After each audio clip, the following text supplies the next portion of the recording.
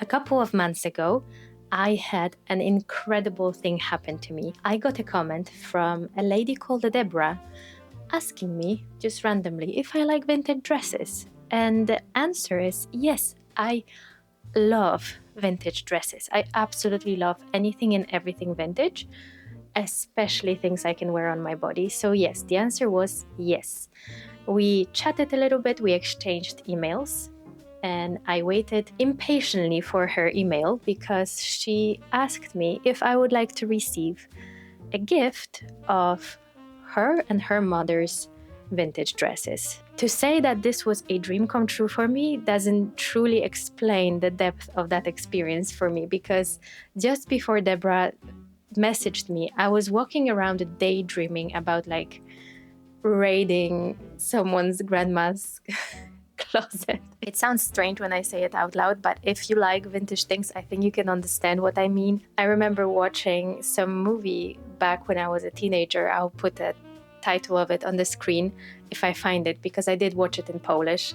So I'll try to find what is it called in English. And I remember in that movie a group of girls going to one of the girls' attic, and I was like, if I ever get that experience in my life to go into someone's attic and like look through all the treasure that they gathered through all the like years of their lives, I'll be ecstatic. I'm not gonna lie. It's a dream for me. Turns out I was waiting for the email unnecessarily long because I missed the email. So I had the pleasure of waiting in impatient excitement for a few extra weeks because I just didn't see that, I received an email. But yeah, Deborah sent me an email kindly asking me if I would like to take in dresses that she collected over the years and that she inherited from her mom as well. The answer was yes. Yes, I do want all the dresses that the universe has in store for me. Receiving a dress that is not just a vintage dress, but is also someone's family's, part of family history. It's on a family photo, maybe somewhere.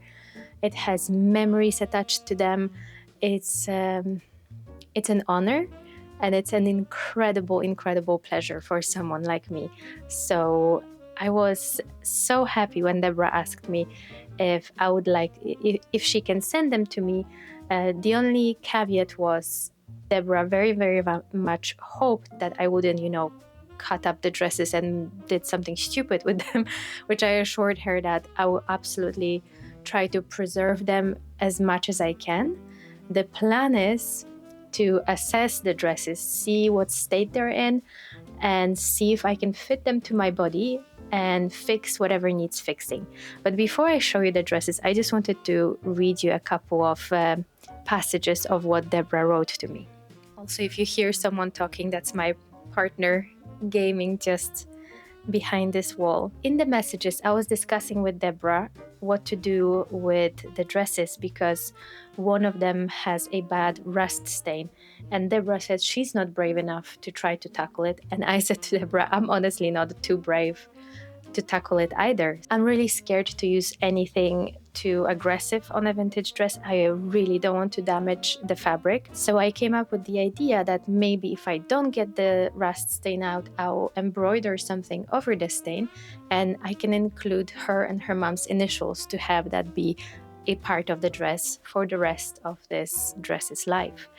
And I got a message from Deborah with her and her mom's initials, as well as a little story, and I wanted to read it to you. Deborah says, for a little background on the dresses, the white one with the multicolored floral is the dress my mom wore when my father proposed to her in 1945. And the pink one is the one I wore when my husband gave me my first kiss. That was the little history of the dresses that I got from Deborah, and I absolutely love it. So my heart is full today. I am so honored and so happy to be the custodian of these dresses, and I am so happy to be able to share the process of trying to restore them and give them a new life with you guys. And I hope you will enjoy watching me trying my best to restore them to their former glory and giving them a new life. I already had the pleasure of picking the package from Deborah up from the post office on one very rainy day, and the dresses are here. I did give the rust stain a go once already. It didn't work. I am so thankful to all of you guys who left me suggestions on how to tackle the rust stain again. In this video, I will try to get the rust stain out, but another idea is, if I don't manage, another workaround could possibly be, depending on how much fabric I will have to play with, maybe I'll be able to take in the skirt and cut away the part that has a rust stain on. So if you like vintage stuff, if you like vintage dresses, if you like thrifting, alterations, I hope this is a video for you. So here are the dresses. They are actually in pretty good condition if you ask me for dresses of that age. The white dress with floral pattern seems to be a drop waist dress. Sadly, the bodice is much longer than I would be able to wear because I think I'm much shorter than Deborah's mom. It also needs a side zipper put in, not a problem. And yeah, I just need to size it down a little bit, but it's actually, in my opinion, in mint condition. And I am so happy to be able to show you the inside of the dresses, because if you're like me and you like sewing, every time I see a dress online that I would like to make for myself, I so much wish that I could see how was it made. And to see a dress from 1940s in person and be able to like look at all the seams and look at the historical workmanship, it's so exciting to me, and I hope you will like it too. So that's the white dress. I absolutely love it, but I have to fit it to my body. I did pin the side zipper as well as I could with one hand. I'm thinking of how to fit it. I suspect that I'll first remove the sleeves and then fit the bodice, and then think of how to reattach the sleeves and in what form, because there's so much fabric here that has to go somewhere for the dress to stay up. So remove the sleeves, fit the bodice, put in the zipper, and then figure out where to go from there. Honestly, I think the cutest part of the dress is just the pattern. I love a vintage floral pattern. Also, the ruching on the sleeves is quite cute, but yeah, have to figure out something here. The pink dress, the first kiss dress, has a little bit more work that has to be done. Let's have a look. This is how the dress fits me right now. I feel like it has a lot of potential, so I'm going to obviously give the bodice some attention.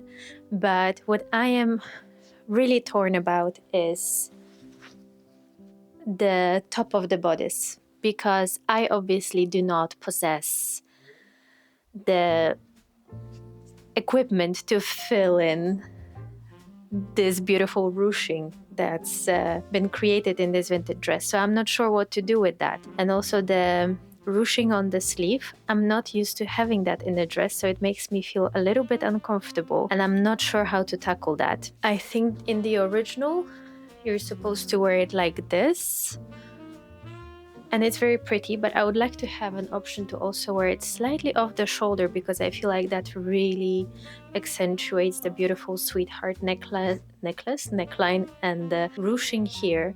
So I feel like after I take it in and have a petticoat underneath, I feel like it will be a really, really cute dress. But the rust stain, it's there and it is quite severe. I don't think I'll be able to cut all of it off, because it's also slightly on the back as well. I don't know if you can see it. I will try to show it to you.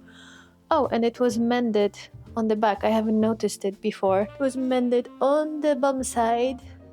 This one has a little bit more work to do. Also, it has a zipper on, but I'm not sure if it's functional yet because I haven't opened it. I'm a little bit scared of doing that. Okay, now that we've seen both dresses on me and on the mannequin, we know what we have to do. I don't know yet how to do it, but that has never stopped me before, and it's not going to stop me today. So let's go and make things. I am so obsessed with this flower pattern. What flower is it, do you think? And I love the colors. Oh. Hi, Winnie. Good boy. Good baby. I just went for a walkie with Winnie. Winnie is still full of it. he wants to play. But yeah, it's time to start unpicking the bodices from the skirts. But I also realized while walking Winnie that I haven't showed you the non-vintage dress that I got. Here is the corset dress. I'll show you the dress maybe in another video, because in this video I really want to focus on the vintage dresses. And this one, my idea, I don't know if it's even a good idea, if it's possible or not, but I would love to try and dye this dress. And now it's time to start unpicking gently, carefully. I am so terrified. This is one thing that I still haven't gotten used to in sewing, which is the fear that overtakes me while trying to readjust or, tailor an already made product, garment, versus making a new garment. Because I feel like while you're making a garment, there are so many points where you can stop, think, reassess before you go, further, before you finish the dress. But this is already a finished garment and I do not want to spoil it. But I have to get going so that I can put the skirt, especially the skirt of this dress, into a wash. Oh, and also while I have you here, I have finished knitting a jumper. This is the first jumper that I finished knitting without a pattern. It's nothing like supremely pretty. I just wanted a jumper, like an everyday jumper that I could live in during winter, hence the really tight turtleneck, because I always get like really cold around my throat and I really dislike it. Like I can be cold all over my body, but please not my neck. That is torture, honestly. So I made really really tight turtleneck. It doesn't look quite right, like design wise the proportion seems off with this teeny tiny chicken neck on the jumper, but I suspect that I'm going to love it during the winter. I have just like maybe 4 rows more to knit and then bind off. Maybe I do that before me and all the projects, guys, you have no idea how many projects I have going at the same time. This pile in the corner, so the ones that are hanging there, they are the projects that I need to fix, and the pile down there are the projects that I need to make. If you would like to have a sit down with me and chat while I'm trying to fix all the projects that I've made, and I said that I'll fix, but I never did because I just go on and make new things, please let me know. Would that be a very boring video of me just like reviewing what I already made and fixing it? Because if that's boring, I'll just do it off camera. But if you find that that might be fun to watch, let me know in the comments. Here's the zipper area that I do have to fix up a little bit. There is a little tear right here. It's also, maybe that was a notch back when they were sewing a dress. You can see that the seams, which is pinked, they are not serged, which shows the age of the dress. It's true vintage. It really is true vintage. None of the seams are serged. I love it. I didn't expect it, but I think I have to unpick the bodice as well to repair this tear right here, and then take off the sleeves. This is just a facing for the dress. It was made in such a simple way. It's just folded over. Beautiful. Okay, let's get ripping. Oh, that thread is so much thicker than the thread that I will be using in this day and age. Let me show you. This is the vintage thread. This is the modern thread. Look at the difference. You can really feel it. I'm trying my best to be careful and not rip any of the fabric.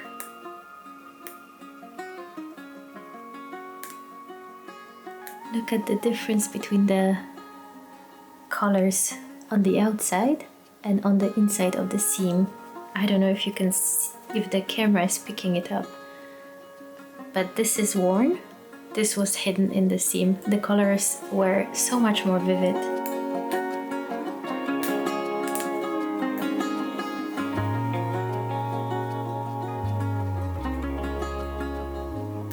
I was just about to start unpicking the pink dress.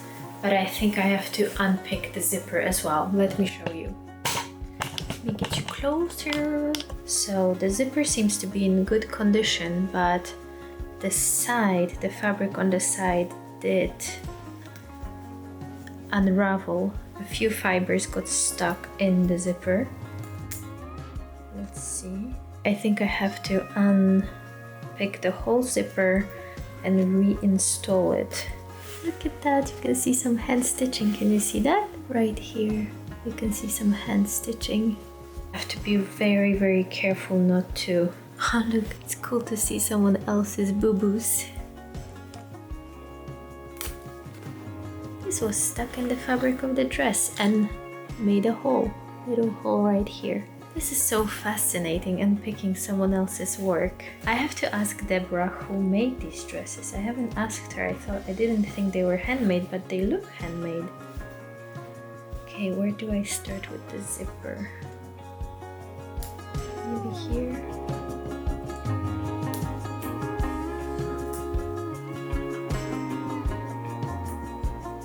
You have to see this, guys. I just removed the zipper. Look, right here on top, there is a metal stop, which makes it perfect as a side zipper.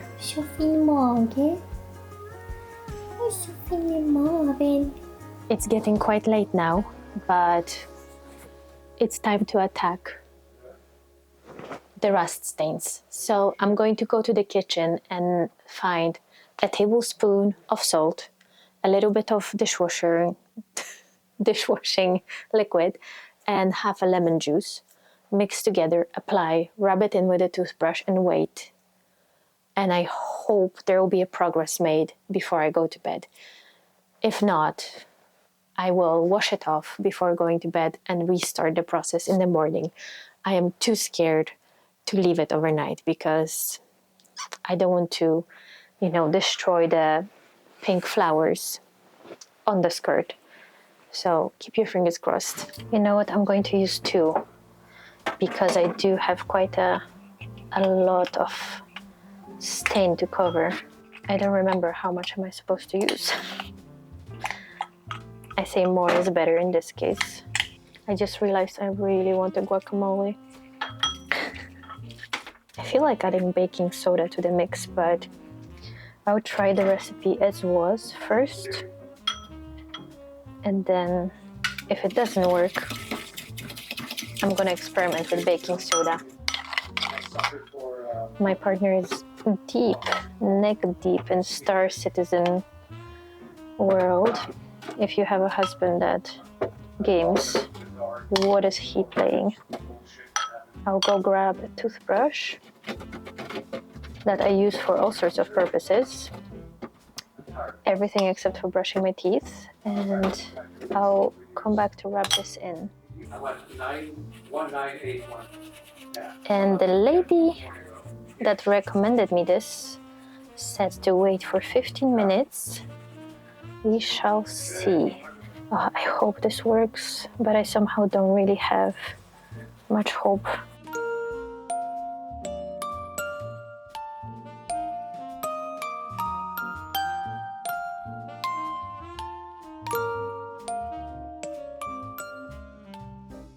Okay, the juice and salt and dishwasher soap solution has been on for almost an hour, and I see almost no effect.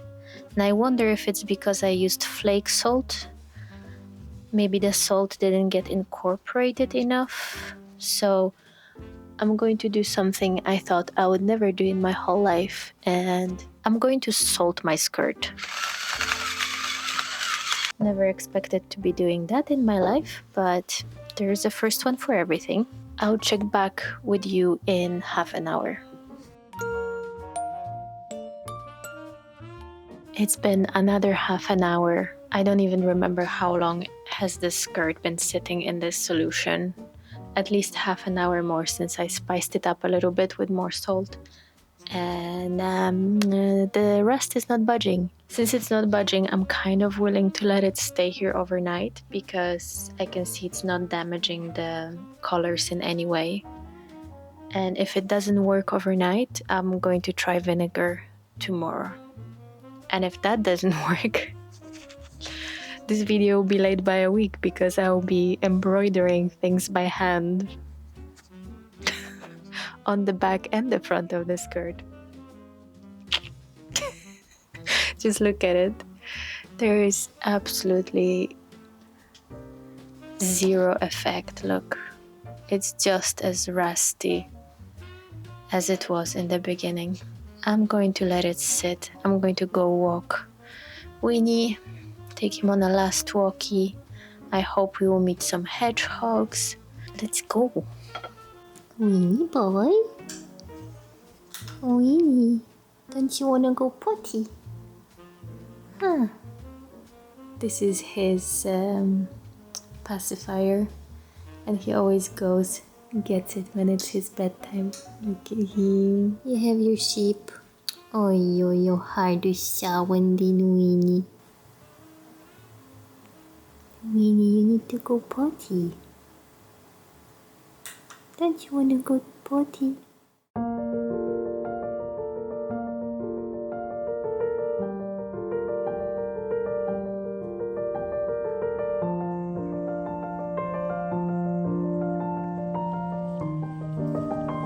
It's the next day.